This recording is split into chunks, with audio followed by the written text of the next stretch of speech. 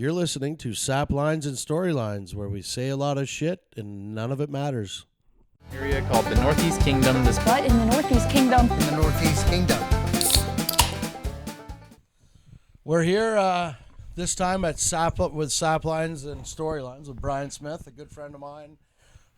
Friend. Well, I say that, he doesn't.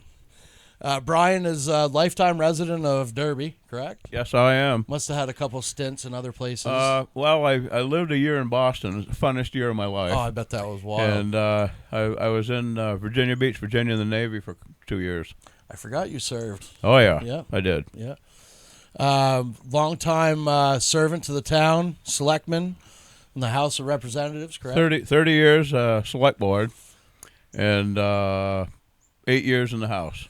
So 30 years has got to be close to a record for somebody serving. Well, there was a guy from Irisburg, which is, you know who I mean, that was there for close to, I think, 50 years. Oh, no kidding. Yeah. So do you ever get like a good opponent coming against you? Do you ever consider, they're a good person, maybe I'll get done and stop doing it? Or does it just feel like you're wanted and that's what keeps you going doing it? Well, I've had a few people run against me. More so, my last run for the House, lady from Derby ran, and we ran a really, really good, fun campaign. But anytime someone runs against me, I get nervous and scared. Yeah. But I've won elections. They were pretty good wins. But this girl, we had a meeting in Derby Line. And the first thing she said, she spoke first. She said, "I want to thank Brian Smith for all the great work that he's done for the town of Derby." Damn it. So, yeah. Yeah. So, can't hate her. Yeah. She was a good girl. And her husband just moved to Burlington a little while ago. They had a special needs child that had better opportunities in Burlington, Chittenden County. That'd be the only thing good out of that area. What's that? That'd be the only thing good out of that area. Yeah, I'd like to see New York buy Chittenden County. I think they already own it, but yeah, we pay for it. And we could throw the lake in. Aside from your political career, you've sold cars for how many years, Brian? Well, I started in 1978. I sold cars for Jim Malkin. Yep. And worked with you there for... I don't know how long you were there, but... Well, my longest stint of work consecutively, I think it was 2 yeyears. It was fun. It was We had fun. an awful lot of fun. Back then, selling cars, from 78 to, I want to, 31 years? 78? 2001? Yeah, 2000 something. Something, yeah. Yeah. I worked for Jim Malkin for 31 years, and the guy was a genuine pleasure to work for. Yeah. Yeah, I had a few little problems with demonstrators. It weren't my fault. Yeah, it was a weird time when I came in. I'm not going to put words in his mouth, but I kind of felt like Jim was looking to kind of get out of owning the dealership when I kind of got there, and he brought in a guy that was, a certain person that was kind of a guru and pulling dealerships. It was like the bar rescue of car dealers. Yeah, that was when it was going to become a employee-owned business, Yeah. I think. Yeah. They were going to sell fire trucks, all sorts of these crazy. Oh, yeah. He was the best salesman I've seen, though, this guy. He sold almost all of us on that fact that we're going to own it and we're going to make a pile of money and we're going to buy it from Jim. And Brian and I were both like, no, I don't think so. I think Justin and I were the only two. Dennis Nault as well. Said, no, we're not going to buy into this. And we'd have our meetings in the shop, and the gentleman would say, well, you folks are going to become very wealthy, and the only ones that aren't going to become wealthy are Justin and Brian. and that was okay, but... Then I left there and I went to work for Dennis Shock out at Key Auto Sales, and I've been there. I'm still on their payroll, but I work maybe an hour a month. Still sell more cars than Derek. No, he's got the jump on me now. Oh shit! Yeah, Derek does a pretty good job. he does right in the office the selling, and he goes out in the shop and helps a lot. So pretty good business. And I want to put in a little plug for Key Auto Sales. They're absolutely they're a good place to go because Dennis Shawkat probably cares more about what people buy than other places around. I couldn't have said it best. You know, you're not going to find a car dealer where you go and you kind of feel like you know you're going to probably get. I mean, let's face it, an automobile is the worst investment you're ever going to make. Oh, it certainly can be. But it's when they promise that they're going to do something. You know, I bought my truck from you there, and everything you said, you know, tires and this was all done part of the deal, and it was with a smile. I'm sure you made money. That's what business is about. No, we break even on about every deal. But it's so hard. When I worked at Mulkins with you, there was different pay scales for different salesmen, and I had no idea what I was getting into. But my plan was I had to sell 5 cars every month before I got any commission on them. Is that true? He brought it up last episode. Yeah. What? Say that again. My pay was I had to sell 5 cars every month before I would make any commission. Yep. And they I believe that was the structure. And I don't know if it was for everybody. I mean, you'd been there you'd already had and Dennis was different, Alan was different, but when I went in and I was making, it was like $262 a week. And if I didn't sell 5 cars, that's what I made a week. Yeah, that was tough to live on. Oh, especially with my drug habits. I can remember. Days. When Jim bought Ruskup Motors out. There must have been 12 salesmen there. And the older gentleman, his name was Paul Cheney. I think he came down from Canada. Nice, polite, wore a suit every day. Great guy, and he would greet people at the door, and he'd say, "Hello, it's very nice to see you. Thank you for coming in." And the guy was so polite, he would thank an answering machine. Directory assistant, thank you. Hey, can I get the time? And he, after about 3 or 4 weeks, he came over to my desk one day and he said, "Brian," he said, "I'm going to change my name to Brian Smith." He said everybody walked in the front door. They said, "Where's Brian?"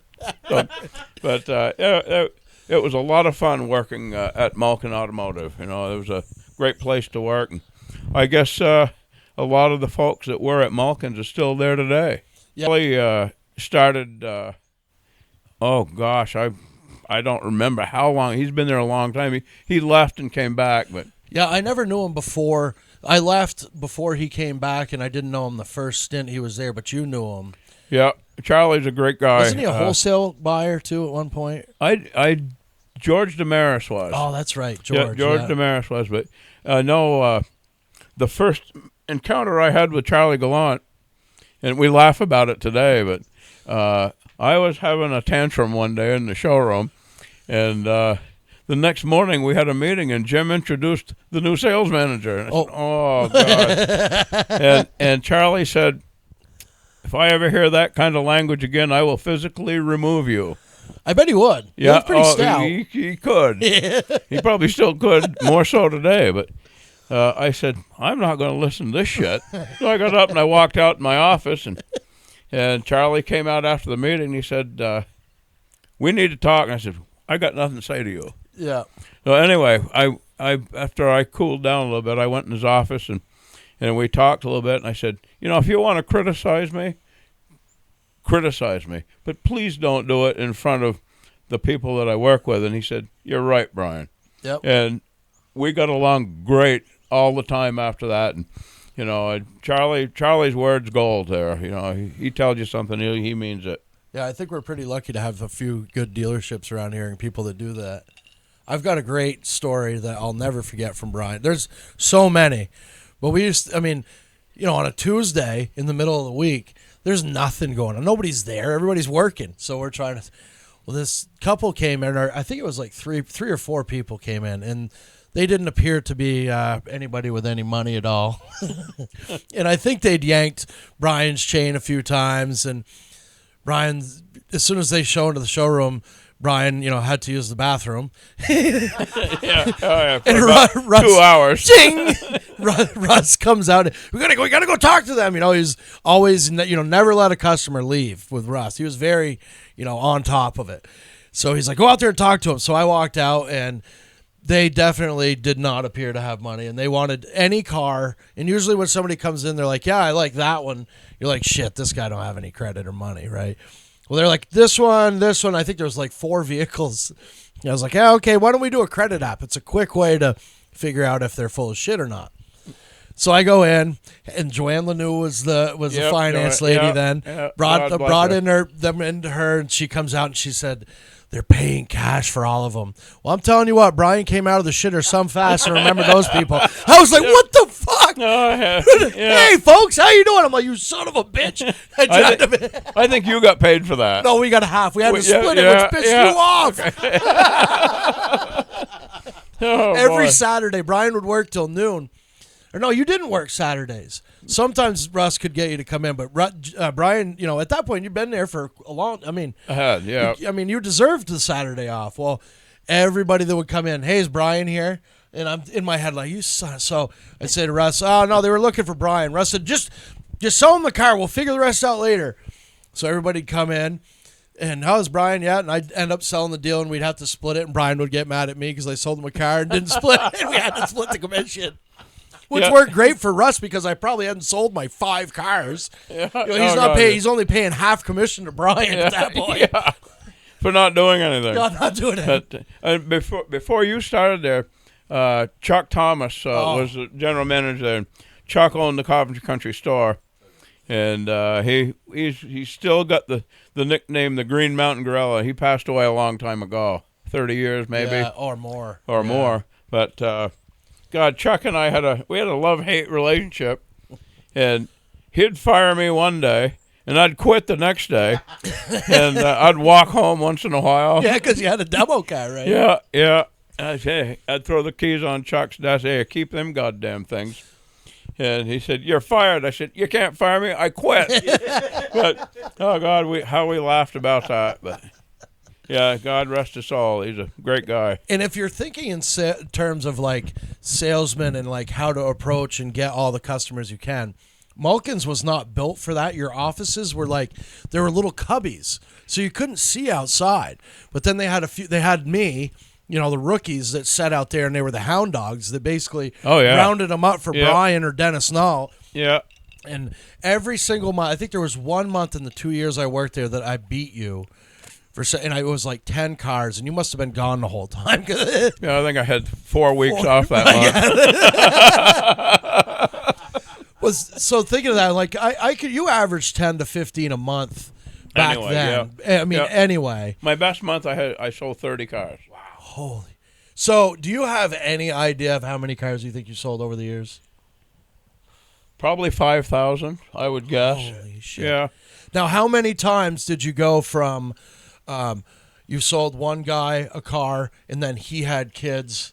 How many generations? I had the Cochran family came in from Wolcott. Okay. And I sold either 4 cars. Got done with Calvin and Betty, and then they had kids there, and Val was there, and I think her and she bought a car, and some other family members bought cars. I think I sold 4 of them that day, and I was busy writing. We used to be open till 9 o'clock at night. Oh my God! Oh yeah, no kidding. After 5, I'm thinking it's tank time. I'm sure there's 11 a.m. I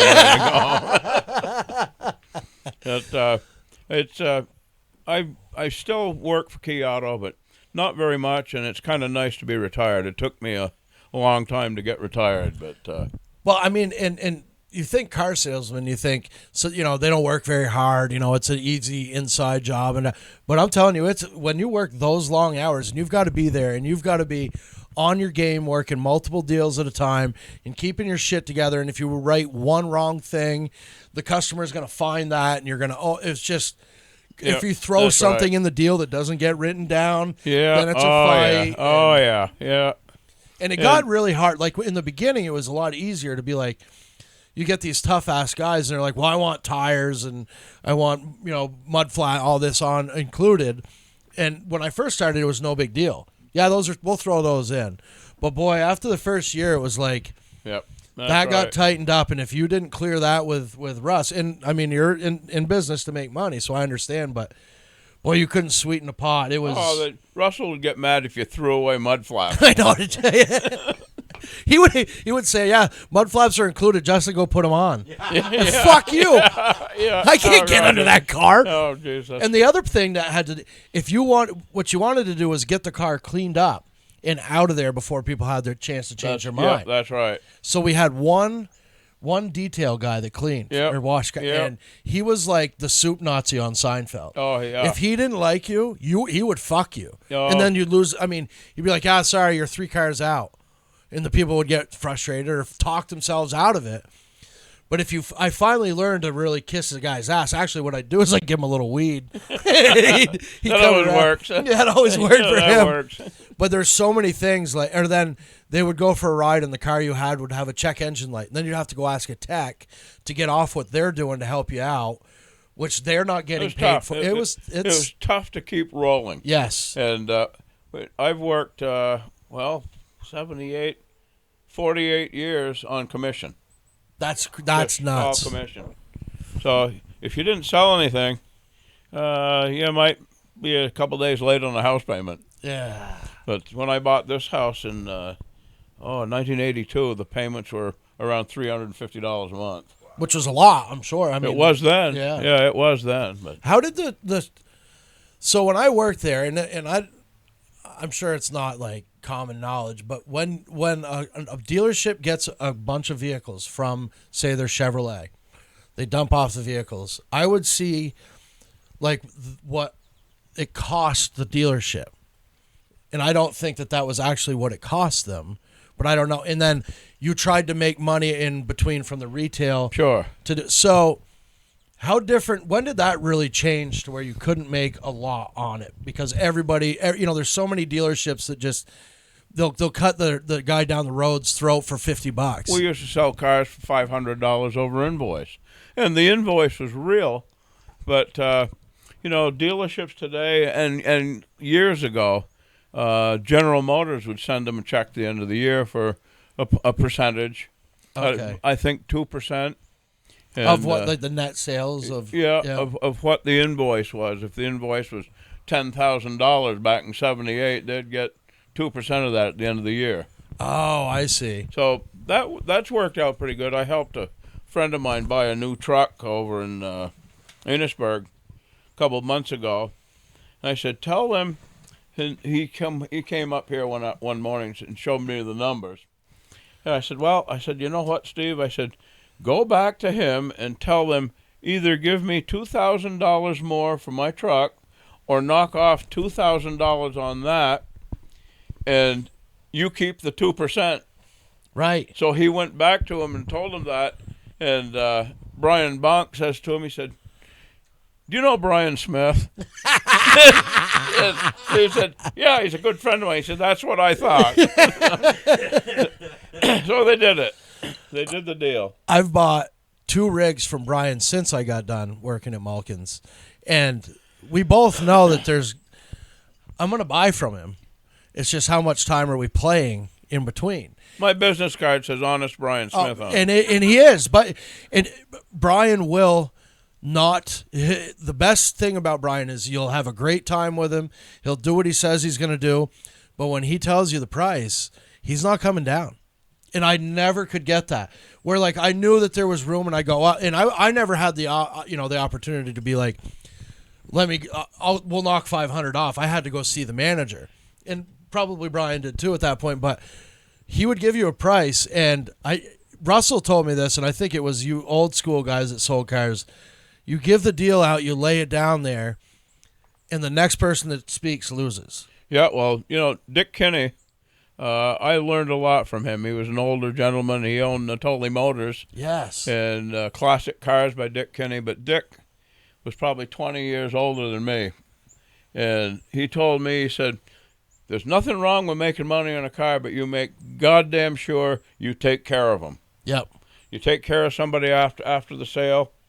And if they're happy, then everybody's happy. And to be honest, the only times I ever saw you get upset at work was when somebody wouldn't back up something you said for your customers. Yep, that's right. And I'm not trying to toot your, like, if Brian told them, and it was in the deal that he was putting on mud flaps, and they came back, and the shop said no, this isn't part of it, and then maybe I'd Russ pay for them myself. Oh, 100%. Yeah. You would. Yeah. But he'd make $10,000 on you the day before. No, no, not really. But. Right around there. No, but, you know, God, where was I going?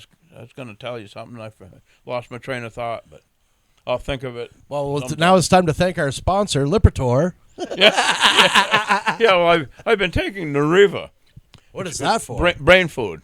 Oh, really? It's supposed to improve your memory and everything, and I think it's working pretty good, but once in a while I forget where I set the bottle down, so it kind of makes me wonder if it really works. The medication or the vodka? Right, well, the vodka works better than the Nariva. Yes, it does. It makes you feel better anyway. Being in, is there any other job that you did your whole life that, is there anything else you wish you would have done? Did you have a different, when you're in high school, you probably didn't think I want to be a car salesman or growing up. When I was in high school and junior high school and even younger than that, my grandparents had a farm. I lived on the south end of Main Street, and my grandparents had a farm up on Hinman Settler Road now, but it used to be called Kilburn Hill. Okay, yeah. And my mother taught me how to drive a standard transmission. She'd put me on an 8N, pulling a hay wagon. She'd put it in first gear and say, let the clutch out slow. And the first couple times she was hanging on pretty tight. I bet she was. But that's how I don't ever remember learning to drive a standard transmission. My grandfather had, he probably milked 35 head of jerseys. Yep. And had an acre and a half garden that we had to weed. But growing up on a farm, you know, if any kid in Vermont gets a chance to grow up on a farm, they're going to have a work ethic that'll be second to none. And you've 100%. Done that. Yeah, and it's the only job where you wish your family dead when you're doing it. Like, I hope just awful things you think about, like my grandfather and doing that hard. But after, like now at 40, I've told my grandfather at 45, I said, without throwing 13,000 square bales and being treated like a slave. Yeah. You know, I would be even more of a piece of shit than I am now. We'd chop silage in the spring and corn in the fall, and my grandfather had 2 silos, and both of them 40 and 50 feet, and we'd start pouring it in, and we'd have to get in the silo and pack it down, or to start off with, we'd climb all the way up the top of the silo and jump onto the pile. Holy shit. We didn't give a shit. You know, when you're 12, 13 years old, working on a farm, you don't have any, you're not scared about anything. No, you'd never dream of doing that nowadays. But growing up on a farm, I'm really glad I had the opportunity. I could have probably taken over his farm, but I was 21 years old, and I said, I ain't working 7 days a week. Yeah. But I wish, in hindsight, it wouldn't have hurt me any to be a farmer. Yep. Farmers. I didn't realize that you actually were. I didn't realize your grandfather. You worked on a farm. Yeah, he started paying me about $15 a week, and he'd send me out. He'd believed in turning hay by hand. He didn't have a tedder. Wow. We'd turn hay by hand. He'd windrow it, and we'd go around and around and around and around. And he'd stay right behind me with a 2-tine fork just to make sure I kept moving. But he was a good farmer, and the governor's office has a silver plaque. It's a silver serving tray that in 1954, my grandfather won the New England Green Pastures Award for having the best farm in New England. No kidding. Yeah, and I gave the tray to the state of Vermont when I was in the House. Oh, that's great. Now, was he into politics as well, or no? He was a selectman in Derby. And his brother was across the road. I think he was in Montpelier for 1 term. Okay. I'm not sure, but my dad was in Montpelier for, I think 10 years in the House, or 12 years in the House and 10 years in the Senate. And then he was sergeant at arms for 6 years. Yes, sir. Yeah. And what did you tell me earlier, that he was the first Democrat? Yeah.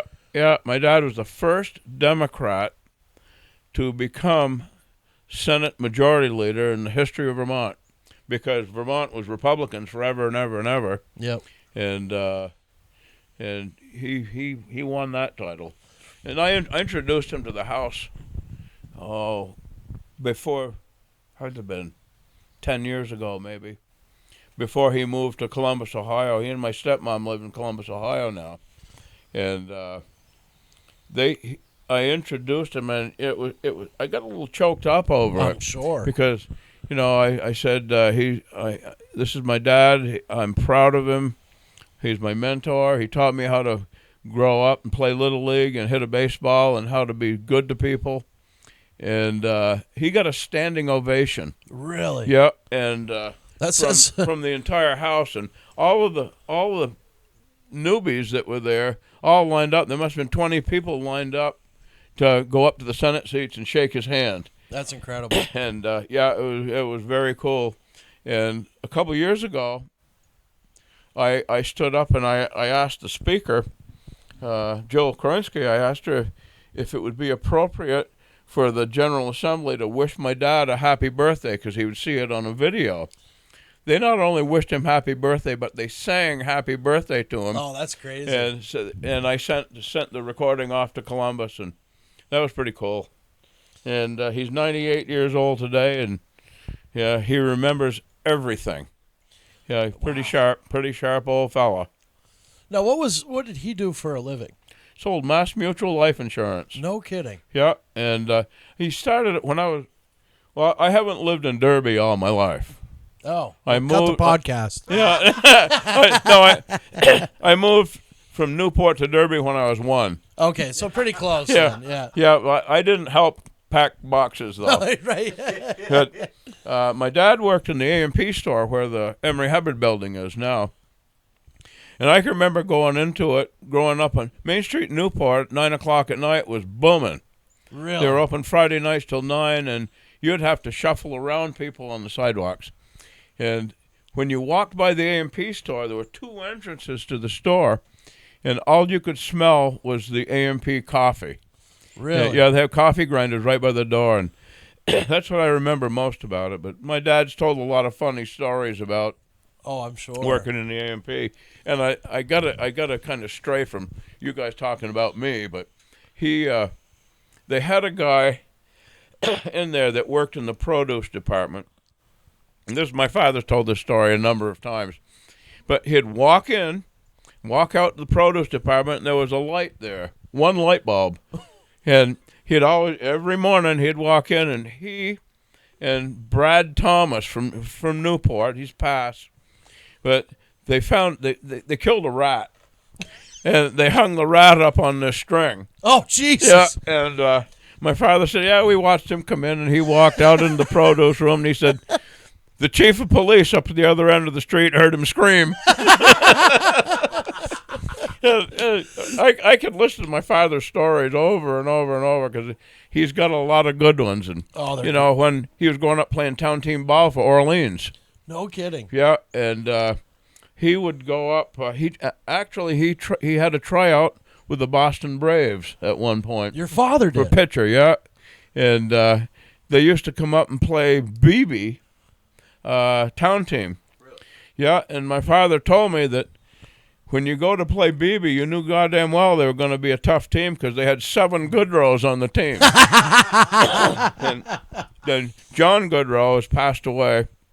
Yeah. But just a couple of years ago, and he was a hell of a pitcher. Really? Yeah, and of course, you know the story about Johnny and Matty Goodrow. Yeah. That's very tragic.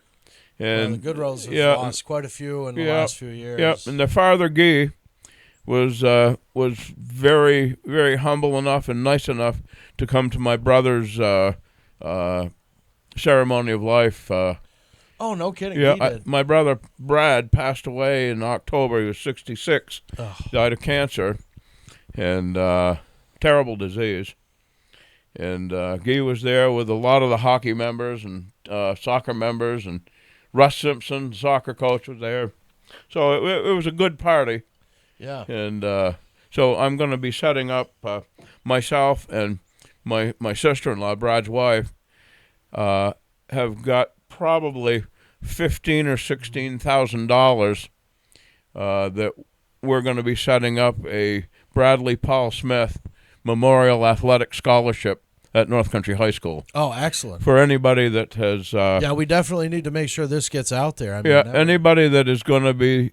that is a standout in soccer or hockey and is going to go to college is going to have the opportunity, and I'm hoping that we can do at least $1,000 scholarship every year. And if it can keep rolling over and making money, that's what we're going to try to do. So, well, that's a good way to remember him. I mean, it sounds like he was a pretty sporty guy. He was a goalie for North Country soccer and hockey. Now, was that around Rick Joyle's time? I think Rick might have been ahead of him a little bit. Brad graduated in '78. Oh, okay. And he played with Guy Goodrow and, Randy Vians played soccer. And, Chris Mignati and a whole bunch of Jimmy Davis. And Brad, his attitude was unbelievable. You know, one guy hit up in Stansted one night, slapped the puck from the opposite end, and it slid under his stick.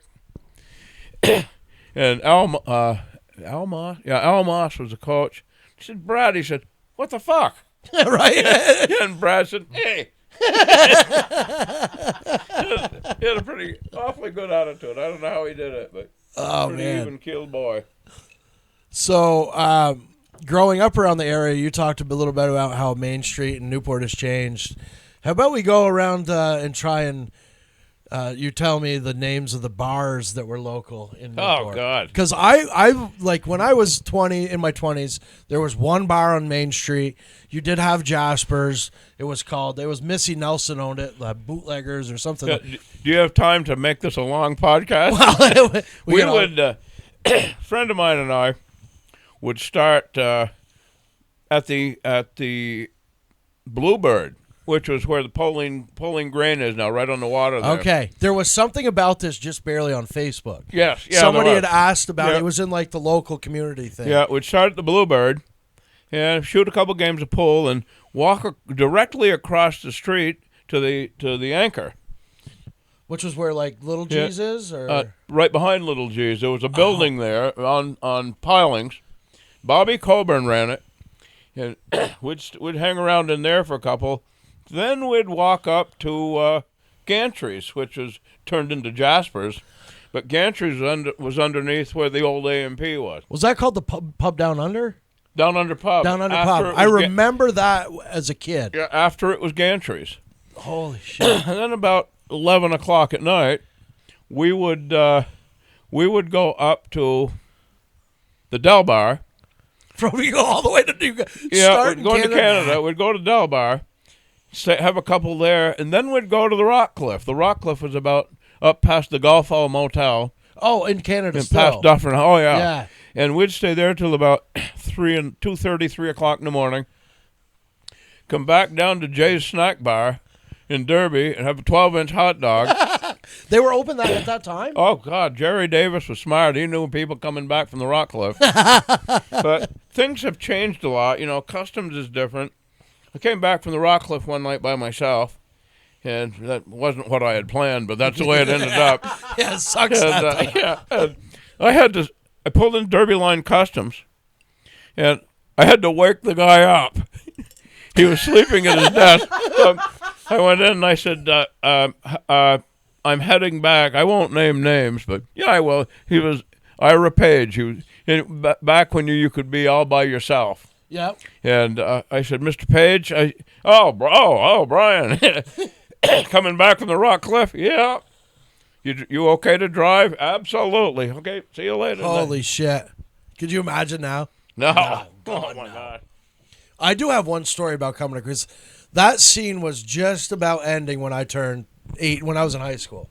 So at 16, I would go to the Del Bar, and then they had another bar called Wendy's Pub right across from I never went there, but yeah. It was a bowling alley, or there was a bowling alley somewhere in there. But I went to the Wendy's, and there's always, you get a crew of 5 or 6 guys. There's one guy that is going to, quote unquote, stay sober. Yeah. Well, the guy we never worried about that. So we get to leave, and the kid, and we were young. We were not even 18. And we had to go through, you go up the hill, and then you turn and go into the crossing. And the kid was so nervous. He had 2 beers. He said, fuck it. I'm just going to go straight. They'll never know. And I was like, I don't know. Okay, you're driving. Well, we made it to just across from Jimmy's. Yeah. And there was, it looked like we were Pablo Escobar trucking coke across the border. There was 7 Border Patrol rigs. He's freaking out. They pull us all, and there was just 6 of us. Well, I won't name names on this one either, but we get back to the barracks, and one of the Border Patrol guy, or the what do they call them? Customs guys. Was our history teacher during the week. So he went in, he looks at us, and we were in his class the day before, and here we are all drunk. Winston Leroy. No. Gary. Oh, okay. So he looks down, and he knew who all of us are, and he goes, I think the best way we handle this is we'll get a hold of your parents, which was almost worse than jail for me. Oh, yeah. Because all of our mothers were French, Canadian, crazy, like flip out. And I'm telling you, there was more French in that customs office than there would have been over on the Canadian side that night. They're screaming at us up and down. And my mother told Mr. Keep him. No, what the fuck? Yeah. But that was about the same attitude that my father had. Oh, yeah, no, I'm done with you. Yeah, you go to jail. If you want lying to do that, you little go to jail. shit. Yeah. What a great area to grow up in. Oh, for sure. The cops, state police, once in a while you get a ride home, but, I can see DUIs today are a lot more serious than they were back then. There's a lot more population, and it's not right. I don't drink and drive anymore. No, very little. If I go to camp, if I have a beer at camp, I'll come home and. Yeah, I think our tolerance is fine for that, but like driving home blind, and I've done it. Driving home blind drunk from somewhere, is absolutely ridiculous. Like, and I've told them, I've got young kids now, and they're getting to the age where they're starting to talk about going to parties and stuff, and I tell them there's nothing that you're going to do that I haven't done. Just call me and I'll come get anybody at any time. Hopefully I'll be less wasted than them. Yeah, but luck. Don't take that don't take that chance. I've lost friends, and everybody has. It's the way of life, and it sucks. But being in a rural area, we can't go like in New York City and walk to the bar. No, you can't. You're fucking an hour from any bar, and kids. We used to go have parties out in fields, and now, and speaking of parties in the fields, there used to be a party, Max Party. Max Party, yeah, 1972, fall of 72. Now, was that an every year party or just once? He had a few smaller ones. Mac Worth had a few smaller ones, but then he decided to have. I've got a poster in my camp of Mac's Party. Oh, no shit. Yeah, not the big one they had in Holland where they had April wine up there, but I didn't go to that. The first party, there was talk of 10,000 people there. There was about 1,500. Right. Yeah, but still a lot. Oh yeah, but we went there and they had five or six bands from Boston area. And I think it was $5 to get in for a 3-day weekend. And I had just gotten out of the Navy and moved to Boston. So myself and friends of mine came up and we camped there. We had 10 cases of, I want to say it was Black Label. Whoa. And 5 cases of Boone's Farm. Oh. And no ice. but I've got pictures of it, and that would be cool to see. The pictures are pretty cool. Now, what was this guy's deal? This Max, how did he, what made him be the guy that threw the parties? Well, he just wanted to. He just decided he wanted to have a party. So how did he know the musicians or get the bands? I think he had a lot of good friends that were from Connecticut. When the exodus from Connecticut and Massachusetts started. Yeah, the welcome Gus Kennedy. 70, 71, a little 72. before you. So Mac would collect his $5 and he'd stuff them into empty wine bottles and put the cap on. He'd wander off into the woods and come back with another empty bottle. So somewhere up there in the 10-mile square, chances are these caps have rotted and rusted and the mice have eaten all the money. He didn't. You think he just left it there? Oh, he did. He buried it. Buried bottles everywhere. Really? Oh, Did yeah. he die? And he died, and He died. was he around your age or older? He was couple of years older than me, but very, very stern. And my father and he had differences of opinion because my dad was in the house at the time when these rock parties were going on. And, I was sitting in the Osborne after this was all said and done, having a beer with Mac one time. He said, your father was an awful hard ass to me when I had my parties, but you know what? He believed in what he was doing, and I've got a lot of respect for your father. Yeah. That made me feel pretty good. Well, you knew where he stood. He wasn't muddled about it. That's right. Yeah, that's right. But when we were there for 3 days, and so first night must have been a wild shit show. Oh, just completely. And was the second day the same, or did you come around? Oh, all 3 days were. Oh my God, it was great.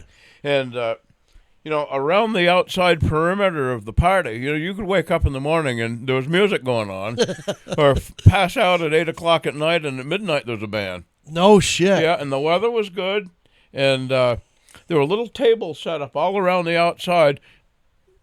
Jamaican, $10. Acapulco Gold, $15. LSD, orange barrel, orange blotter, purple haze. Oh, no shit. And so this Matt guy was a stern guy, but he didn't care about that shit? No, well, he liked to smoke his pot. But he was, okay, so he was kind of a little bit of a hippie kind of guy, maybe. Yeah. I mean, I don't want to ever slam the fella, no, you talk can't. bad about him. I could never slam Mackworth. He was a good guy. A lot of people, I shouldn't say a lot of people, some people didn't like him because of the way he was. Yeah. But then he threw the party up in Holland, and, Hell's Angels were there, and that became kind of a mess. So I never heard about the one in Holland. The one in Holland, there was, I think, probably 8,000 to 10,000 people there. Yeah, what year would that have been? 73. The year after. 70. Yeah, it was the year after. I went fishing in Quebec. Oh, so you didn't go to that one? No, I didn't go to that one. No, I didn't go fishing in Quebec. When Fish played, I went fishing in Quebec. Oh, guy. But I didn't go to the one in Holland. I drove through it, and it was pretty hectic, and I didn't really feel like doing that. No, that's it. Now, got out. I don't know which one. My stepfather talks about going to the Max party, and he said he had a Triumph motorcycle, and him and Richard Morissette went up together. They were buddies from Troy, and he said I was, he doesn't let on too much about his ever partying much, but he said I had sunglasses on and it was getting towards dusk, and he said it must have been the second one because he said there was piles of people, and he said there's one lone cop amongst the whole entire thing, and he said the son of a bitch picks me out of everybody on my motorcycle with sunglasses on, and he pulled me over and told me I needed to take my sunglasses off. My stepfather's a great guy, but if you push his buttons wrong, that was the wrong button to push, and he let that cop have it. You fuck yourself. I ain't taking my sunglasses off. But he was at that party, and before I came on, he said, "You make sure to ask Brian about Max's party because I know he was there. We talked about it before." Yeah, that was a fun time. Did they ever have anything else like that around here other than Fish? Recently. I don't think so.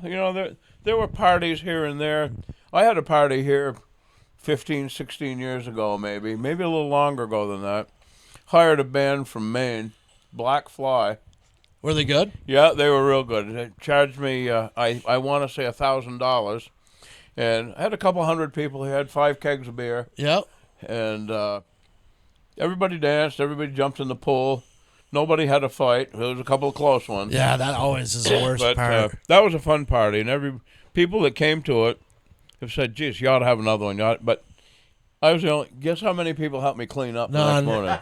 Not a one. And you're always in the back of your head. You're never going to enjoy yourself as much as everybody else is because it's your shit in your house. Like you try to, but oh man, no. You got to keep track of everybody. But the beer got gone. They were floating. Yeah, they were. Did you ever go to like Fiddler's Contest in Craftsbury? Every year in a row. I heard that was a wild time too. Yeah, you used to get a button, and I had 10 or 12 or 14 buttons from the Craftsbury Fiddlers Contest. No shit. Yeah, and I used to make I had a little stainless steel container that held like maybe 3.5 gallons. And we would dump oranges in it, whole oranges and some grapefruit and some bananas, and then dump in 3 or 4 bottles of vodka and some whiskey Holy and shit. ice. And we'd take that down and just, I don't know how. I don't know who drove home from any of them. And it's not like Craftsbury is 10 it minutes used to from be on here. the Common, and then they moved it out to The North Wolcott Road. It's Yeah. like as you go towards Yeah. off, and then it's a back road. It was like it gets you to Morrisville the back way. It's in the middle of nowhere. The Fiddler's Contest was a blast. Everybody And was it literally just people playing fiddle, like or fiddle, banjo, yeah? bluegrass. Oh, It that was would have been bluegrass. great. And I wouldn't. Paul probably played there. He I played, doubt plays it. the No, fiddle. He played, not then. He didn't plays start. the No, he didn't start playing the fiddle until this is my grandfather. Until I was 16. well, maybe I guess he didn't. He was probably there dancing with somebody's wife. But that don't make him a bad guy. not at all. No. Another thing I wanted to ask you. I've got a buddy of mine who's around your age, and he said he used to go to Coles Pond a lot. Did you ever go up to Coles Pond? No, never did. We always talked about going, but it was a long ride It was a home. long ride. Yeah, never did go there, but we used to go to the flood zone down in Hardwick once in a while Oh boy. for the Woodbury woodchuck. And we'd take a carload of us to go down, and that was a pretty fun spot. But that burned, Yeah. and I think the foundation's still there. But that's I think about it is. Yeah. I ask about Coles Pond because this guy had posters from Coles Pond that had Aerosmith had gone. Really? And because Aerosmith was a Boston band, and they'd play everywhere. Yeah. So Oh, they'd come yeah. up all the fucking way to Standard Mountain. There was like a dance hall or something there, right? Yeah. Yeah. And Aerosmith was there, and these guys were like hot. But back then they were new. They were new, and they were from New England, so they would travel up here. But he has the actual poster, Coles Pond, and the band was Aerosmith. I know when Jay Giles started playing, they played at Linden. No shit. Yeah, and I didn't go to it. I wasn't familiar with them, but kind of wish I had gone. I've seen Jay Giles band a number of times since. Excellent. Yeah. And I want to say last 2025, June 15th, 2025. I went to Columbus, Ohio to visit my dad. And I called my stepbrother a month or so before that, and I said, "You want to go to a concert?" And he said, "Who?" I said, "Rolling Stones in Cleveland." Oh man. And he said, "How much are the tickets?" He said, "They're $800 for a good seat." Wow. And he said, "Well, I'll have to think about it. Give me a couple days." I said, "Don't wait too long." No. He called me back an hour later. He said, "Fuck it, why not?" Right. Exactly. So we had 33rd row seats for the Rolling Stones. Oh, I bet that was, and they still put on a good show. I They heard. sure do. Yep. Oh my God, it was just there were I want to say there was 40 or 50,000 people there. Wow. In Cleveland Browns Stadium, right beside the Rock and Roll Hall of Fame. Oh no. Yeah, that's badass. And the year before that, I went to the Rock and Roll Hall of Fame. So Really? yeah, so it was pretty cool. Why the hell can't drugs have that effect on me? These guys are 90 and skinny. Yeah, I don't know how he does it. I know. It's amazing. You know, Oh. he doesn't jump around on the stage like he used to, but No. he's still one hell of a performer. But talk about and they don't make music like that anymore. No, they don't. You know, and it's crazy. My kids. Why do you think kids today still listen They to do. Rolling I was Stones? just going to say, my 13-year-old son is out jamming to Rolling Stones, old Aerosmith, Led Zeppelin, Skinner, all this stuff. And I'm like, I even liked that as a kid growing up with my dad because that's all he listened to. But I would get, they had some decent bands in the 90s, but they were always on your playlist. You know, Sure, Creedence, and they still are to this day. They just don't make that kind of music. No, they don't. But I've started listening to Ozzy's Boneyard a little bit. Oh yeah. I like Motorhead. Oh my fuck God. yeah. Yeah. I'll crank it when I'm alone in my truck. I can sing. Oh yeah, me too. I used to do it in the shower, but I use that time for something else. Yeah. That probably Sleeping. takes you all day. Yeah, that ain't a long job. But we've started listening to my wife, and it's more bluegrass stuff. Tyler Childers, Sturgill Simpson, these guys, and Coulter Wall, these guys are different and cool. I feel like, but the genre has gone from something I never would have listened to country. You know, like there's no more rap or any of that. And when I was in school, the rap thing was huge. Oh God! And you would never. I used to get down. I'd be in in my car. You know, hip hop. Now there's. No kids listening to that. There's no rap. There's none of it. And if they do listen to it, it's shit I listened to 30 years ago. I like all kinds of music. I'll listen to. Oh, me too. I can listen to a new guy that I started listening to. I've got Android Auto in my truck. Okay. And a lot of Tab Benoit. Oh, I don't even know. You know, listen to him. He's not country, not rock and roll, but a little of both. Yeah. And Burton Cummings. Levon Helm. Oh, I've heard of him. The band, and I listen to that, and I haven't been listening to my XM that much, but once in a while you gotta kick in Aussies. Oh, Aussies! I mean, when I grew up on Motley Crue, so I was like a Motley Crue guy, and every time, even the old stuff, I love that shit, and it's really. I mean, the music, the guitar, all the instrumentals were great. The words aren't really like, I mean, it's a little fucking weird in there. I never think of it when I'm saying, I'm like, what the fuck? No, I've known the words to these songs for 30, 40, 50 years. And then I look at the lyrics, and those aren't the words that I know. Right? That doesn't sound right. No, but I used to, when I was in the Navy, we had a place on Virginia Beach Boulevard. Oh, okay. And first thing we'd do on a Friday afternoon, Iron Man. Oh, no. Oh, yeah. Oh, God. We had 25 speakers in the condemned house that we lived in. And we were right on the beach. And, we listened to Iron Man. Nothing like Ozzy. Crazy Train. Oh, yeah. Yeah, can't beat it. Where were you stationed in the Navy? Oceana Naval Air Station in Virginia Beach, Virginia. How many years there? 2 years there. It's in the Navy Reserve. What was your job title? Oh, boy. Clerk. Huh? Clerk. Yeah. Yeah. I was a yeoman. I typed for a couple of officers and used to do a lot of watches. Yep. These guys would want to leave for the weekend, and sometimes I couldn't. So I'd say, hey, give me $50 and I'll do your watch for you.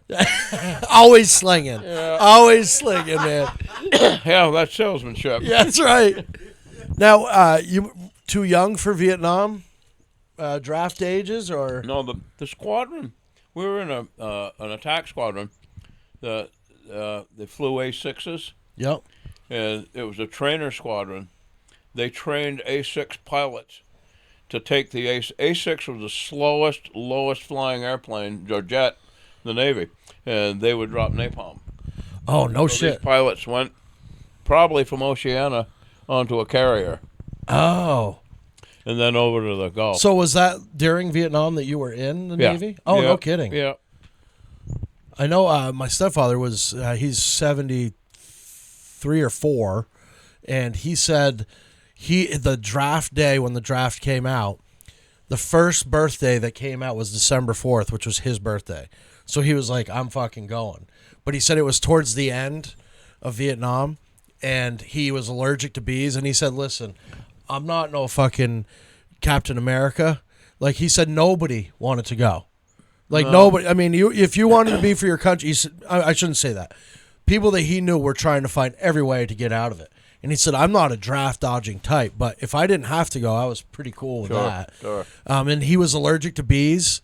And I think there was this one local doctor that if he would write that on there, and he said, he wrote it in there, and then he had to go to the mill. He took his ADSVAB or whatever it was, and went in front, and the one of the chiefs or whatever in the military said, "You're allergic to bees, really?" And he said, "Yeah." And he goes, "All right," and he said, "You're all set," which is crazy. Yeah, all but darn. And I really want to get somebody, and I understand how difficult it is to talk about the war, but I feel so bad for the way the Vietnam veterans were treated and have continued to be treated. And I'm not saying all of them, but let them get their story out, Sure. I'm sure it's difficult to ever talk about any of that stuff, but people need to know the hardships that these guys went through, whether or not anybody agreed with the war or not. This is what they were told to do as soldiers to defend their country, and they did it, were willing to die for it, and a lot did. A friend of mine in Derby that was a tunnel rat. No shit. Yeah, and he doesn't talk very much about it, but he's mentioned it on occasion. Yeah. And I don't bring it up, you know. No, you hate to bring it up because you don't want to like.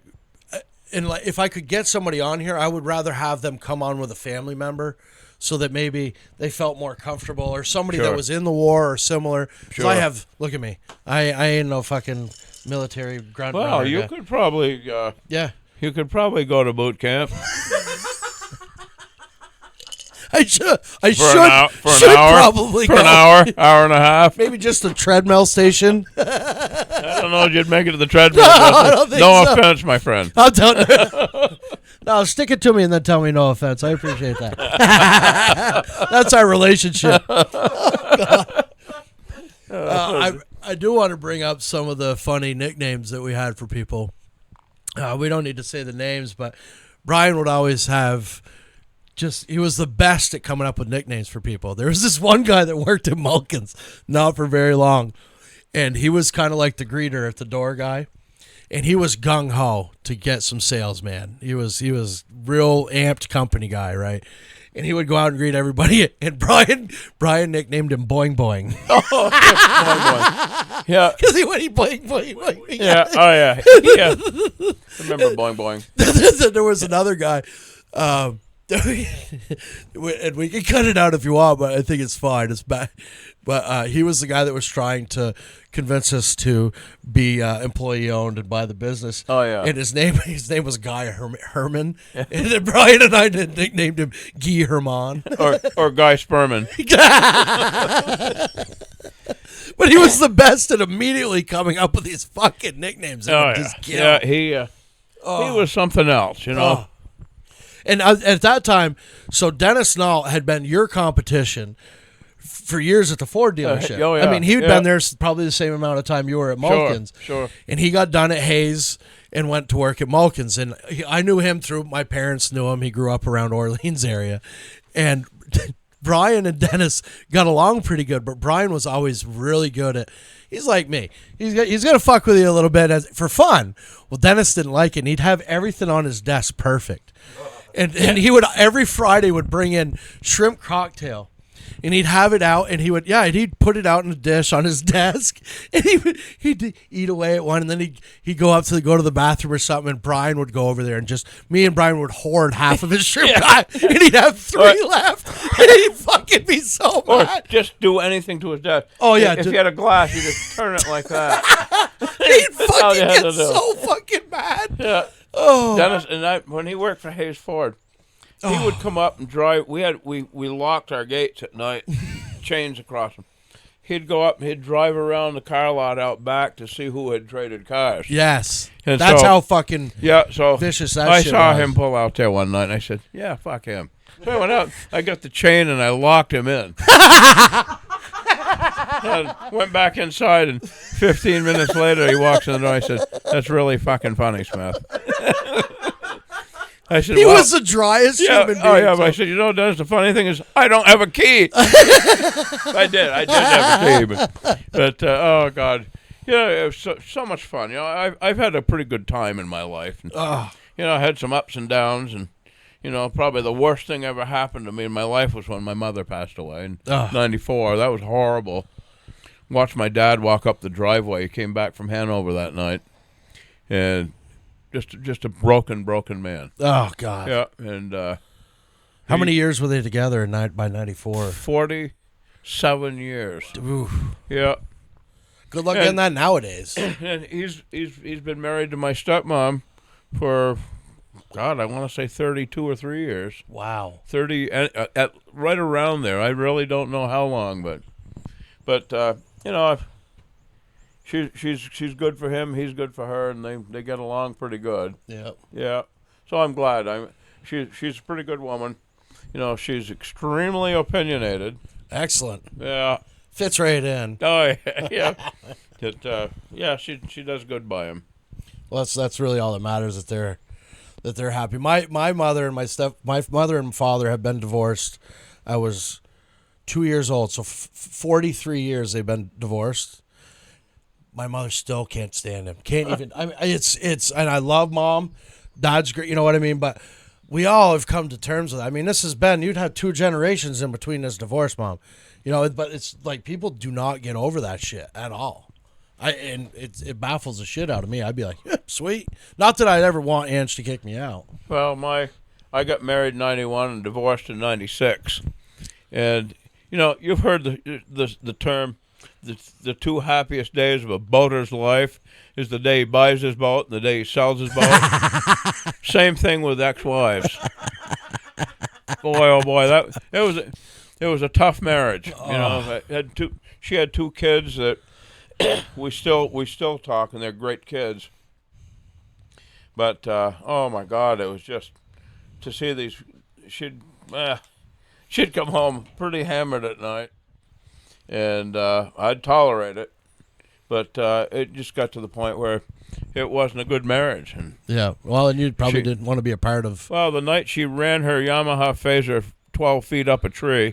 Oh yeah, it was stuck in the tree. Holy shit! Yeah, her brother calls me up. We'd gone out to Wayne's, and we used to drink a lot. Yeah, etc. Etc. Yeah, and we're coming back, and we're up by the top of the hill.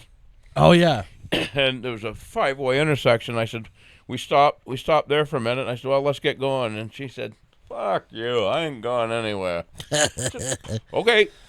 Gone. I was gone. Yeah. Well, she took off, and I took off. 2 hours later, her brother, this is about 2 o'clock in the morning, 2 hours later, her brother calls me up and said, would you go up on the quarry road and get your drunk wife out of there? And I said, all right. So I got this 84 2-wheel drive pickup truck. Right. In the dead of winter. So I get way up on the quarry road, and I drive up, and she's sitting on the snowbank, and this Yamaha Phaser is about 12 feet up a tree. She'd come down the hill at 60 miles an hour, hit the snowbank, it bounced up on the tree, and the ski got stuck on a limb. She's sitting there, she said, what are you doing here? Oh, yeah. I said, well, I'm here to save your ass. Yeah. And I had a pretty good jag on myself. So I backed my pickup truck up, and she started giving me shit, and I said, why don't you just shut up and let me do this? Yeah. So I don't know how I did it, but I pushed on the bottom of the you know, I was standing underneath this phaser. Yeah, I'll catch it. So I pushed it up, and it just flopped into the truck. And I said, hey, get in the truck. Fuck. I'm not going. I said, then you're going to stay here and freeze to death. Oh, my God. So she got in the truck. Awesome. But it was a tough marriage, you know. I learned. Right. Didn't see you do it again. No. And God, I can remember where we were in court, and her attorney came over and said, my client, well, she left here with a couple of cars and a motorcycle and some other stuff. She left, when she left, in court, her attorney came over and said, my client will settle for $20,000 right now. I said, why don't you tell your client to go fuck herself? Judge gave her 30. Oh, no! Yeah. God damn. I couldn't believe that. I said, and, you know, I said, that's the way it goes. But, you know, And those were the years, like, you're talking, you know, 80s, 70s, where it was taboo to get divorced.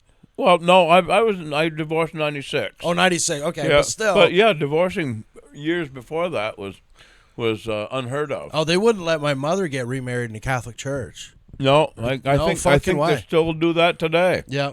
I don't know, but I think that if you're a big enough donor to the church, they kind of let there shit you go. like that pass. Yep, there you which go. is, and on another note, you're ordained, right? Huh? Or you can marry people, right? Yeah, I'm an ordained justice of the peace. There you go. What are you doing July 18th? I got to do one. You can do it for me. I can do it. Yeah, I can. He's great. I'm supposed to marry someone. I don't want to do it. You can do it. Oh, you are too? Oh, I don't. I just do temporary. People keep asking me. Oh, no, I don't. I don't want to. What, temporary wedding marriages? I did a. Anyone could do it 3 times a year. I did a wedding in the town clerk's office the other day. Oh, really? Yep. These kids called me up. They said, you marry people? Yeah, we do. Or I do. She said, well, I've talked to one of the justices of the peace. They want to charge me $200. I said, well, I said, they're not. I don't think they're supposed to charge, but you can. I found that out. You can. Oh, really? And she said, we got her to go $100, but she said they're 25-year-old kids. She said, all we've got's $190, and we'd like to go and stay in a motel and have dinner somewhere. Poor kids. So I said, well, yeah. I said, you know what? I said, you meet me at the town clerk's office, 9:30 tomorrow morning, and I'll marry you for free. Yep. Yeah, you don't charge somebody No. that ain't got nothing. Right, yeah. So Marianne, one of the girls in the office, knew I was going to do it, so she ran down to Price Chopper and bought a bouquet of flowers. Oh, Jesus. That's wicked cool. Yeah, we Holy gave him shit. a bouquet of flowers, and and I married him.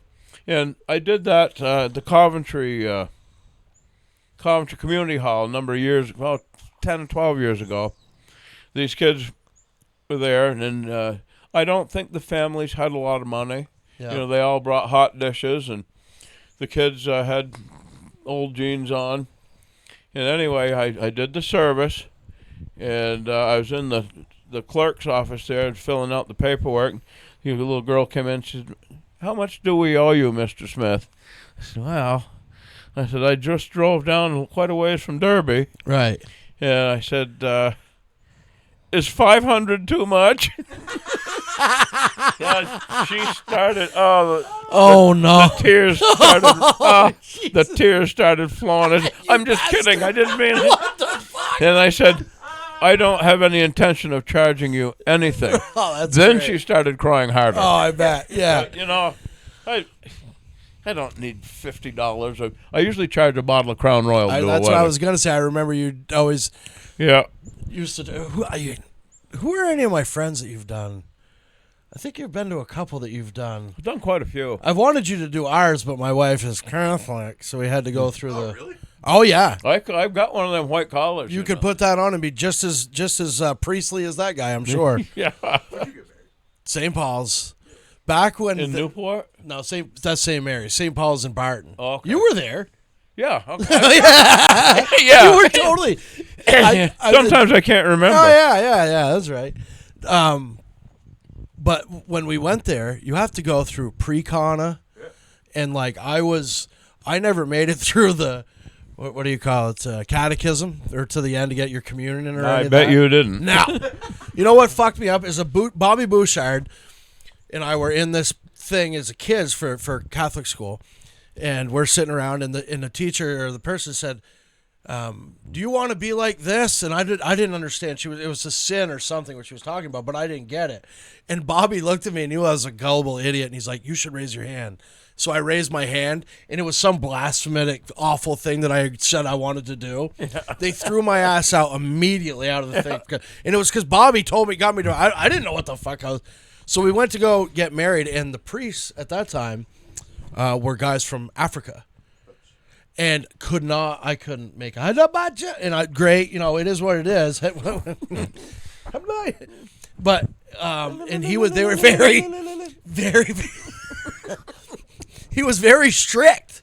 Way more so than, a priest. I mean, I think, anyway, the whole thing was it was just a shit show. And you know what really bothers, I'm not going to get down that road of the Catholic thing. No, you probably better not. Probably better stay away from that. If you want people to watch your podcast. Yeah, I mean, there are a lot of Irish around here. Gonna get poor Brian struck by lightning. Or me on the way home. Yeah. I wanted to touch on something when I was in Montpelier, and I don't mind making a little bit of politics out of this. Excellent. But they had, when this woke thing started up, people questioning what was going on in their schools and stuff like that. And we had a meeting in Island Pond at the Legion out there.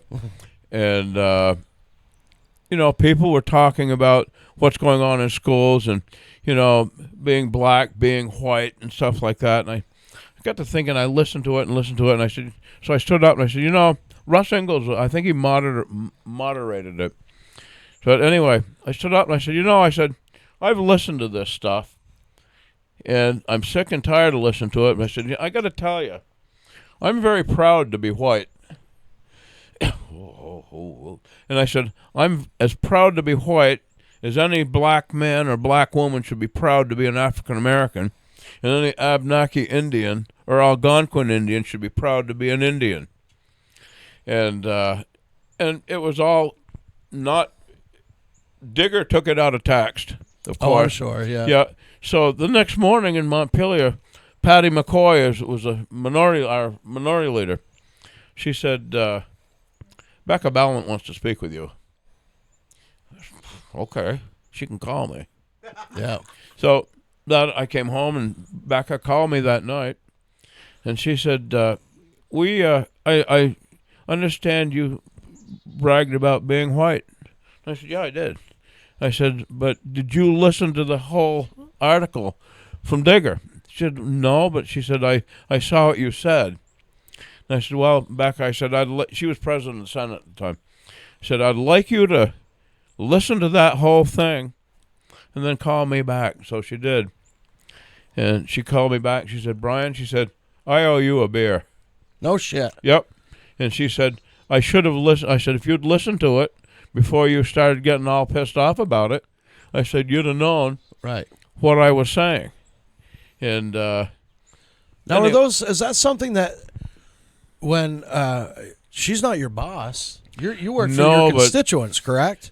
I mean, how does this work? If you say something, completely off the wall, off the handle, do they toss you according to what they think? Oh, they'll take you to the table on it. Really? Oh, yeah. Even without because I feel like the public has voted you in. Obviously, you don't want somebody in there that's awful. Well, but they can immediately kick you out, sure, even though you were voted in by your constituents. If I had just said I'm proud to be white, that might not have been good for me. But that was not my intent or what I was planning to say. I mean, come on. A couple years ago, my last term there, senator from Chittenden County, when the war broke out between. When Hamas attacked Israel. Okay. She took Hamas' side, and she sent emails to every single legislator saying that she supported the Hamas movement. And I said, geez, what's she doing? I said, this isn't right. Right. So I emailed every single senator. You can hit one button and email them all. And I said, I'm addressing you, Senator. I said, you either need to resign your position as senator or seek help. Really? Yeah. All right, here comes Patty McCoy the next morning. The speaker wants to talk to you, Brian. Oh, jeez. So I called my father that night, and good, strong, staunch Democrat. And I told him exactly what had happened. And I said, I've got to go see the speaker tomorrow. He said, don't you dare apologize. Good. You did nothing wrong. And so I went into the speaker's office, and Jill Korinsky's a good lady. I like her.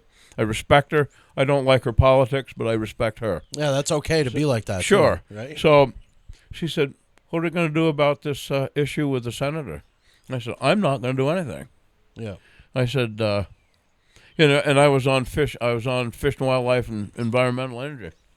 So, and that if you get on Fish and Wildlife, that means they can't find any other place to put you. so anyway, I said, Joe, I'm not going to apologize.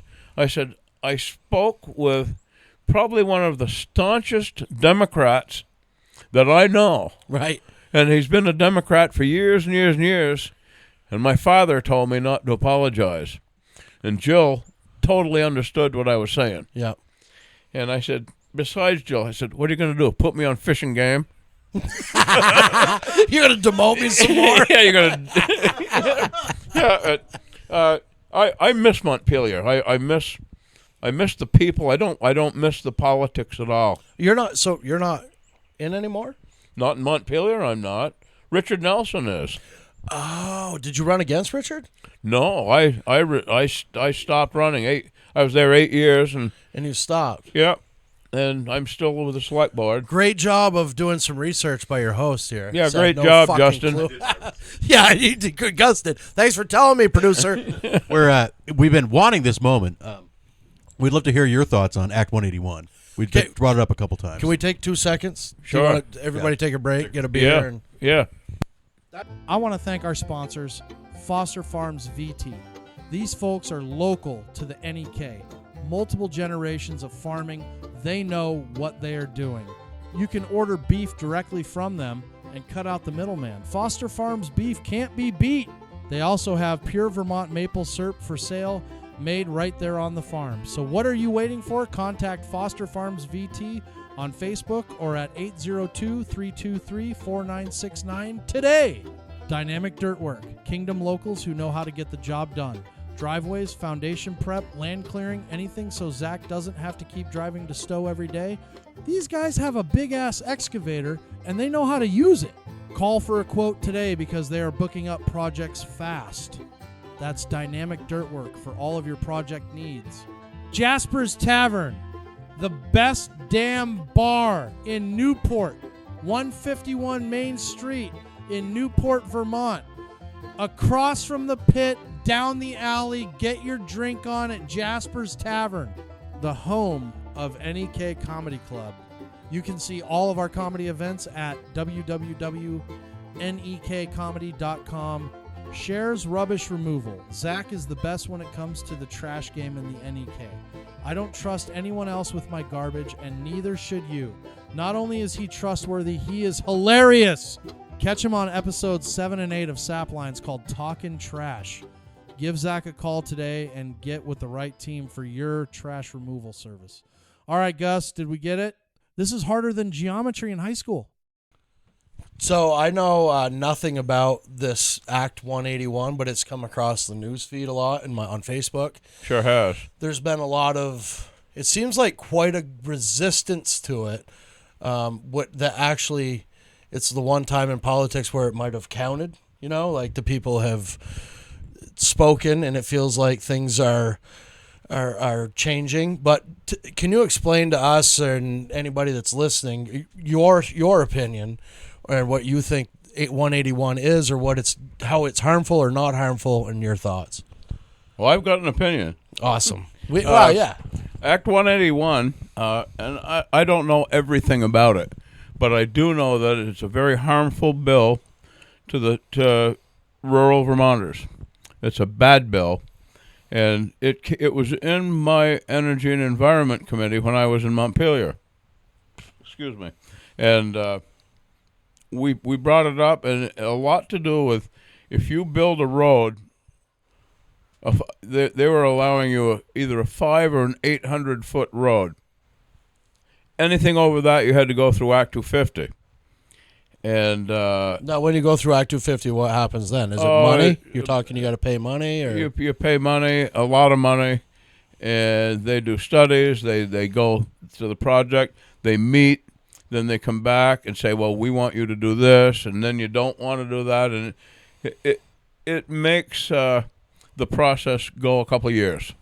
So they're saying it's an average of $40,000 to go through. Oh yeah, that's a big bucks. But when we were talking about that in our committee, they had part of this bill was this 30 by 30 and 50 by 50.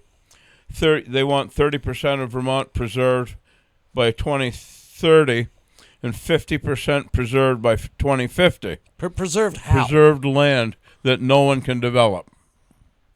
That's what the goal was of this bill. And they wanted it to be, I think 800 feet was as long as you could make it. So I was talking to these people on our committee, and I said, can you explain to me how the state of Vermont built a 5-mile road going into the hurricane in Norton? No. Right. So I said, well, I've been up that road, and I met with somebody from A&R up there, and we went up to the very end of it. Representative Labor from Morgan and I went up, and they were going to build, they had a road up there that you could drive a Corvette up. And at the very end of the road, they wanted to build a parking lot so that people could get into the woods and go walking in the woods. And I said to the guy, I said, isn't Natural Resources' goal to keep these forests pristine? Right. Yeah, absolutely, Representative. Absolutely, Representative. Well, then can you explain to me why you want people to get further into the woods when they can park right down on 114 and they can do all the walking around in the woods they want to do? Well, we think that they ought to be able to see more of the forest. I said, well, that's not keeping the Northeast Kingdom pristine. And we got a little heated, and I said to the guy, I said, where are you from? He said, I object to that, Representative Smith. And I said, I figured you probably would. Right. Yeah. And he said, as a matter of fact, I'm from Buffalo, New York. And I said, that would have been my guess. And anyway, Larry Labor smoothed it over a little bit. And I still to this day have not gotten an answer how the state of Vermont could build a 5-mile road into pristine forest. Because they're not subject to the same laws we are. That's exactly right. It's not for your constituents. Now this is somebody's idea that was originated in Montpelier. It wasn't like you put something out in the town meeting or anything like that to say, hey, let's do this. What do the people that live here and pay taxes around think? It was an idea formed in Montpelier. That's and right, they can just do that. That's just, of course they can. With the majority that they have in Montpelier, when they had the supermajority, they could do about anything.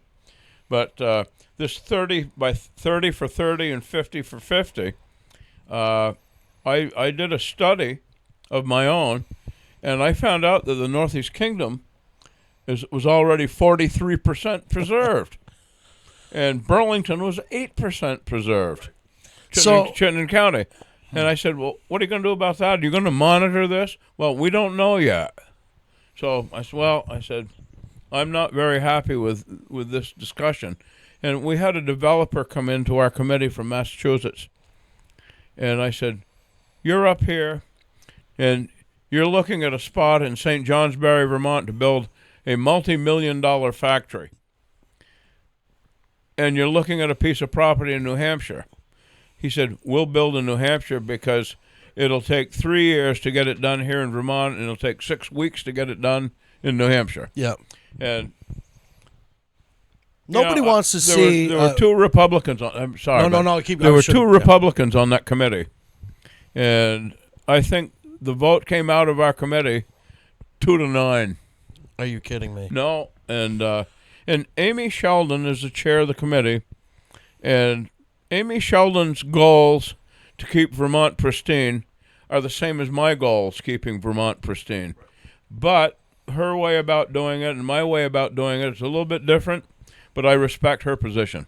Okay. And I like Amy Sheldon. A lot of people might not like her, but she wants to keep the state green. So do I. Everybody does. But the Northeast Kingdom, Chittenden County would like the Northeast Kingdom to be their playground. Oh, that's a great point. That's their fault that they've developed like they have, and we need to be careful how we develop here. Now, is it a strength against numbers sort of thing? Does Chittenden County pretty much rule? Is it like, you hear of Chittenden County does not speak for the majority of Vermonters, same as the bottom of New Hampshire is nothing like the northern part of New Hampshire. What makes one better than the other? Well, the trouble is, Chittenden County does speak for the majority of Vermonters because the majority of Vermonters live in Chittenden County. Because there's more population. Absolutely. And they've got, I'm guessing, they've got 34 or 35 representatives, and I'll bet you 95% of them are Democrats. So, I've heard this term a lot, and I don't understand what they are, what they do. But can you explain to me what a lobbyist is? I can try. Like it seems I've heard rumors and things, and I am so stupid about, among other things, about politics that I don't understand. But apparently, they can kind of try and persuade people. They do. But now, do they do that monetarily to the? They get paid. Lobbyists get paid great money. So, and a company will hire them to go in and talk to all the legislators. And one of the strictest rules in the Capitol is a lobbyist will not lie to you about what they're doing. If they do, they're gone. Really? Yep, they're very strict about sergeant at arms. The administration is very strict about the lobbyists, and the lobbyists have a code that they go by, and they will tell you exactly what they believe, and you either like it or you don't like it. So most of the I don't know about all of them, but most of the lobbyists are very, very straight shooters. Really? Yes, they are. Wow, that's completely different than I pictured them. But in Vermont, you're thinking about like federally. No, I'm thinking about, like all I can think of with lobbyists is somebody that has a purpose or something they want to get passed through that will benefit the person they're working for, and they'll do nothing. They'll do everything at their power to make it happen. They'll tell the truth about everything. Do you think that do they slip money into somebody's pockets? Is that, I mean, you don't have to. Have you ever seen that or heard of that? No, I don't think they do, but they get paid good. So there's got to be a reason. I mean, well, they're being paid. Now, are some lobbyists, do they have good intentions, and do you think they're good ideas? Or are they all like... I think they're supposed to be like a judge and be unbiased. Oh, okay. So I don't know if they all are, but if a lobbyist tells you something that is not a fact, they're gone. Be booted. Yeah. Okay. Yeah, they can be booted. Well, that's good checks and balance on that. Yeah, it is. Threw in a little government term right there. There are too many lobbyists, though. There are, and I did remember. We went down.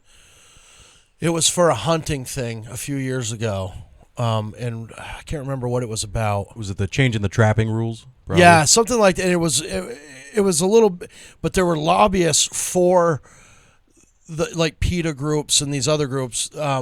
And they seemed like PETA's got deep pockets. They were standing and very involved in the conversation and trying to make us think that what they wanted to do was better. Well, PETA, those groups have got great positions right now because they've got AI. And if you look at Facebook, you see a bear or a coyote stuck in a leg hole trap. I watched one the other day. The trap is closed, and the bear's paw is underneath the closed. Oh, no shit! Oh yeah, what a crock of shit!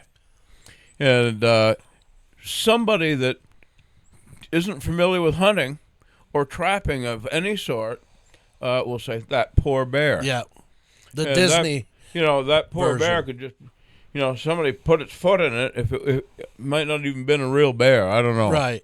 I don't know. But then a bear could come up onto your porch and steal your pet and kill your. Well, I've had a bear on this porch before. I've heard from I have a lot of hound hunters that are friends of mine that have said that the bear population is crazy because they have multiple babies every year. Yeah, I had one last Monday night, 5:00. I saw that the picture you took. Yeah, That's crazy. Yeah, great. Got some great photos of it. Yeah. Now I do want to ask you.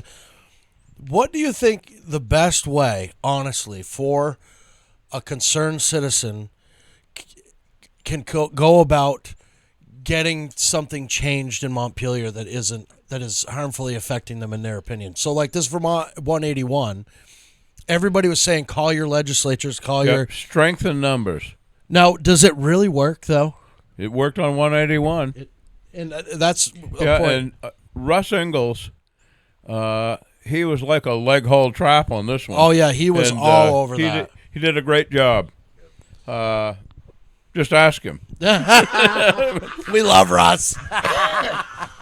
Yeah, Russell works really hard for constituents in this Absolutely. in his district, and for everybody else in Vermont too. Yeah, and I think he's got people's attention in Montpelier, and I'm glad he does. He works pretty hard. I don't always agree with him, but if he tells me to, I will. Yes, that's right. Now, if you look at your tax bill, we all get a tax bill. We're property taxpayers right here, all three of us. Yeah. And I look at mine, and I go to the town meeting, and you always have the one guy that says, the plow truck's only plowed 3 times, and I got stuck, and why are we giving them so much money? If you look at the bill you pay to your town, your municipal tax, it is I mean, It's a fraction. fraction Yeah. of where the money goes to your state funds. So our I think our budget this year in Derby was $3.1 million, and out of that $3.1 million, I'll bet you that $2.6 million goes to Montpelier for education. now, where are we going wrong, in your opinion, in this education thing? Because we're notoriously we are at the bottom of the barrel when it comes to our like kids being smart, right? I mean, isn't that? You're right. Were you there for Act 73 or 78 in any of writing those bills? What were they? The new education reform? Yeah, I The beginning of the legislative session, Governor Scott and top Democrats were in lockstep in the idea of curbing the cost of education through forced school district mergers and a new school district funding formula. Now, Governor Scott issued an ultimatum at the beginning of the session that he would veto the state budget unless legislators continued with the reforms as outlined in last year's reform package. But as the session dragged on, rank and file lawmakers in the Democratic majority were not able to get on board, instead favoring new models which allow districts to share services and cut costs. Now, many speculated that the session could go into June the longer this education impasse lasted. But after a week of closed-door meetings, Scott and Senate Democrats arrived on a framework of a deal, which no longer forces mergers. And in exchange, the foundation formula and the new tax on second homes now goes into effect in 2029. Now, Democrats say this will get the ball rolling on tax relief. was there. You know, they've talked about education reform and housing. Affordable housing. Yeah. They've talked about both of those for, well, it'd be 10 years that I was there 8 years, plus the 2 I haven't been there. They were talking about that when I got there. They were talking about it 10 years, 20 years before that.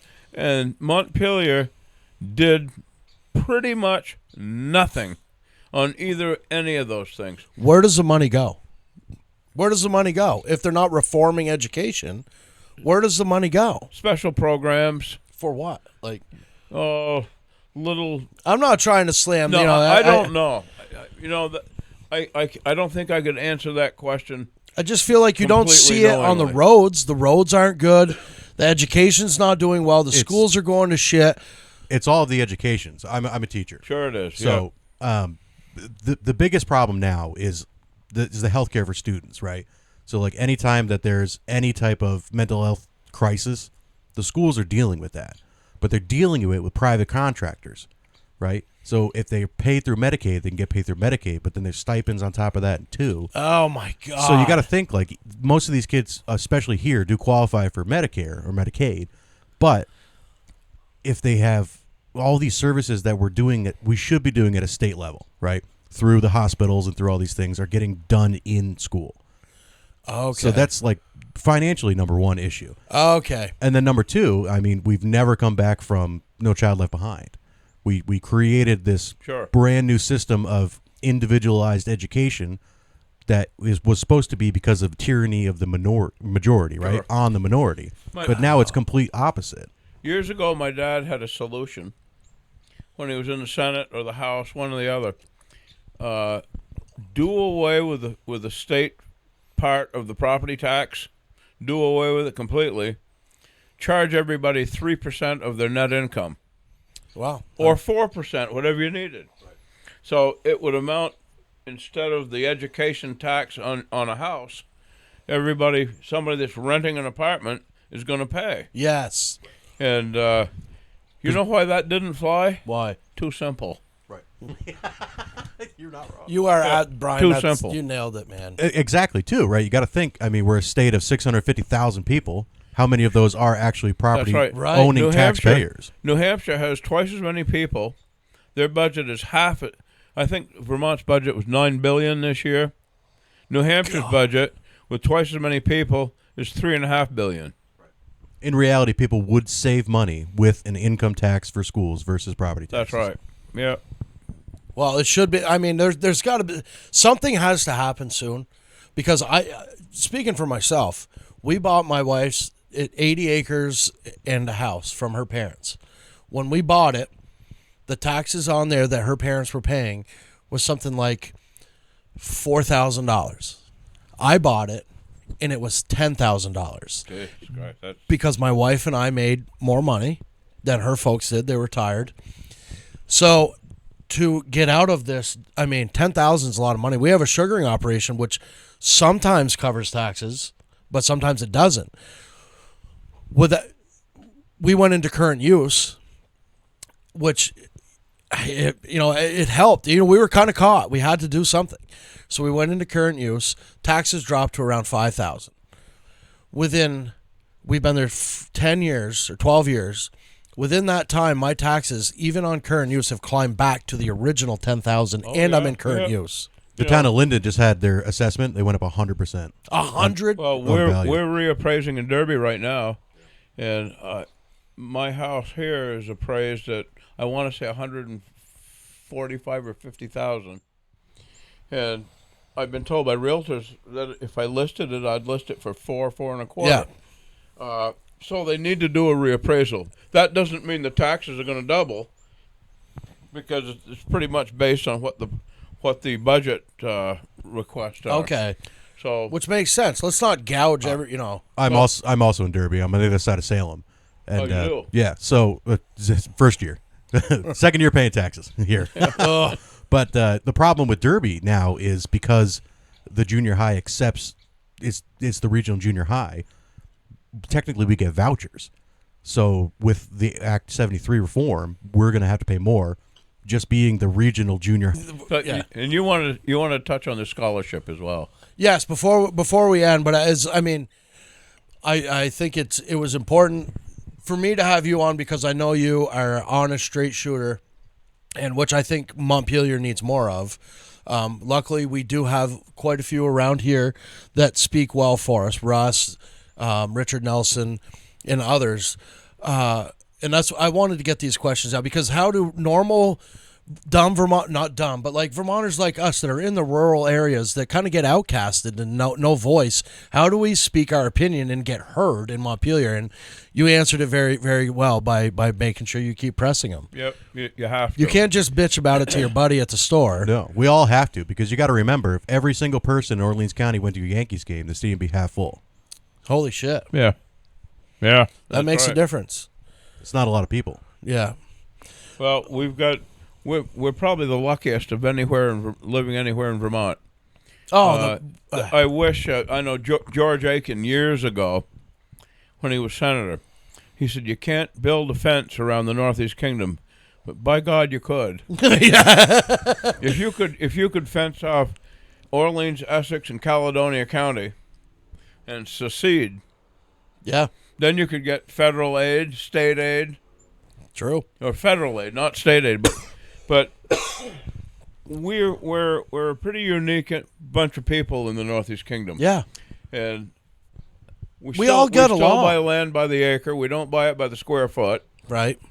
And everywhere else, I think the rest of the state is maybe envious of us.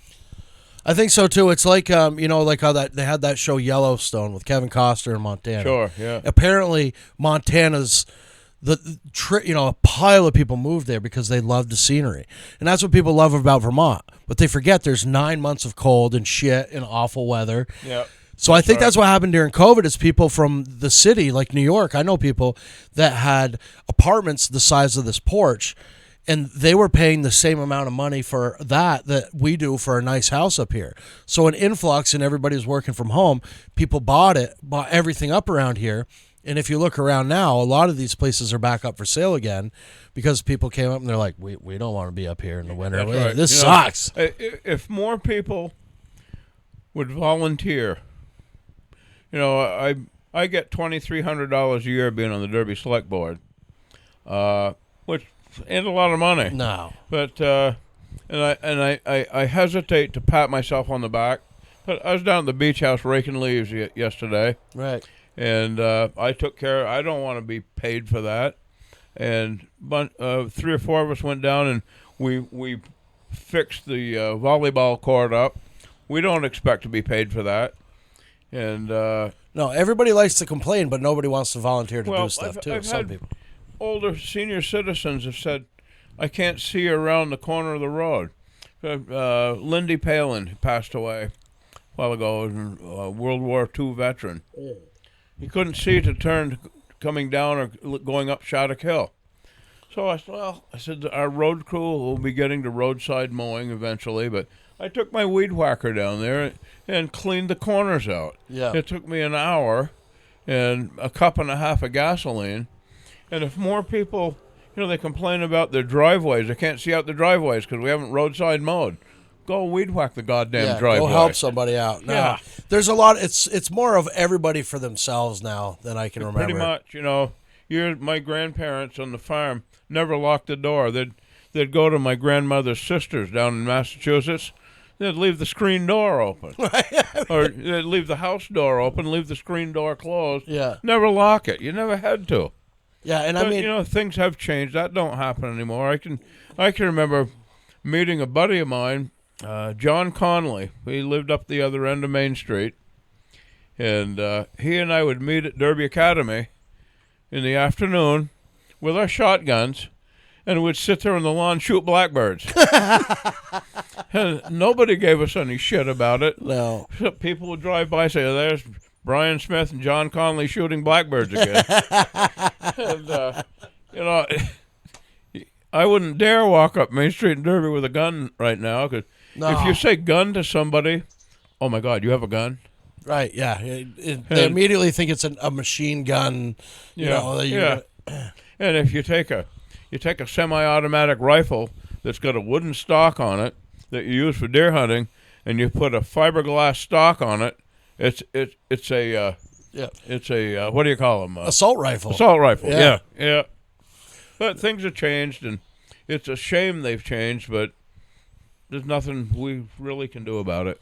Well, this is especially, one of the major not just because I'm friends and we've been friends for a long time that I wanted to. I don't really like it that no, much. I know you don't. Feelings mutual. This is all bullshit. But I did want to get you on because you are a voice of the people, and I think the next generations and everybody needs to hear an old school Vermonter who has old school Vermont beliefs come on, and it's just common sense, in my opinion. This is just common sense. Let's take care of each other. Absolutely. I love the town of Derby. All but 3 years of my life I've been here. Things have changed, and I still love the town of Derby. Yeah. Well, the town and I know the Vermonters that voted for you in the House are all thankful and appreciative of all your time. And, you've talked about your scholarship for your brother. That's just another instance of where, I think you want to help other people with it. You don't have to do that. You guys, and that's just what you do. And so I hope everybody will consider this. And I don't even remind people. Can people donate? Yeah. Can we donate? Yeah. How this all started was my sister-in-law, Brad's wife. Brad had a Toyota Corolla. I said, well, let's get it up here and I'll sell it. She said, well, when you sell it, let's start a scholarship. She said, what do you want to do with the money? I said, let's start an athletic scholarship at North Country High School. She said, great idea. So a friend of mine bought the car, and I was expecting to get $13,000 or $14,000. He gave me $15,000 for the car. He's a dealer in town, and he gave me $15,000 for the car, plus a check for $500 to start the scholarship. Excellent. And do you want to give this person a shout out, or you want to keep them? Brad Shattuck bought the car. Excellent. And Brad and Bonnie Shattuck gave me a check for $500 for the Bradley Paul Smith Memorial Athletic Scholarship. How can people get in touch with you to donate? Send cash. Actually, send it to Leave Sap cash in my Lines and mailbox. Storylines podcast. We'll get it to them someday. If they wanted to send a check to the Bradley Paul Smith Memorial Scholarship, they could send it in care of Brian Smith at 599 Ann Wilson Road in Derby. Okay. And I haven't got it all set up. I've been talking with Pasumsic Bank, and we're going to. I'd love to see anything come in. $10, $500, $1,000, but it's going to go to any student that has excelled or has played 4 years or 3 or 4 years of soccer or hockey at North Country High School. Brad excelled in both. Okay. And he was an All-American soccer and All-New England hockey. Okay, excellent. And we're going to get it set up, and hopefully any student that's in these sports that wants to pursue their college career. My brother Brad was a chef all of his life. He worked at the rotisserie in Burlington, and he became a dietitian chef at the place he lived in Falmouth, Massachusetts. And if someone that plays hockey or soccer wants to go on to a culinary arts, there will be a scholarship available. And I'd love to think it would be $1,000 or $1,500, but I'd like to keep it rolling if I can. And we're going to need donations. Yeah, we'll keep it rolling for you. I will say that the podcast itself will definitely donate to this. It's for a good cause. And I was just going to say, yeah, you called us hack comedians before we started, but we would love to do it. NEK Comedy Club would love to do a benefit show. Yeah, for totally. If you have cash, that'll work. Yeah, let me write you a check. And the check. Angela will write you a check. Yeah, and I think that checks that go to the scholarship are tax deductible, I don't know that much about it, but we'll figure it out. Send the money and write it off, and let the IRS deal with you later. But when I spoke with people at Brad's memorial celebration of life, there were a number of people there that are gonna pool their funds together and send money. So excellent. I'd love to think that, by the end, I was going to start it this year, but it's too close to graduation, so it'll start next year. And I'd like to think between now and then I could put $20,000 into a scholarship. You won't believe how much is needed. There's a kid who last year graduated, went to a D3 school for track and field, $10,000 sports scholarship. So he had to come up with the rest. Oh, no kidding. In cash, yeah. Well, and Brian has given so much to the community and the state, and Brian's family, their whole life, like your father. It's when they propose a scholarship, I think it's something we all should get behind for sure. Well, I certainly hope so. It's up to you or up to anybody if they want to contribute to the scholarship, but it's going to go right straight to North Country High School, and I'm looking forward to hoping that things can keep it going. If it runs out in 10 years or 12 years, so be it. But with contributors and think about all the kids you helped in that amount of time.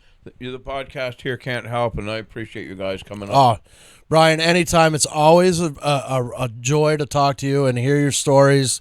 Thank you for inviting us up to your beautiful place tonight. Well, you begged me to come up. I didn't invite you. You begged me. I instead of writing a check to Brian for doing this podcast, I'll just send it out to the scholarship, because Brian told me I got to have at least $500 to come up here.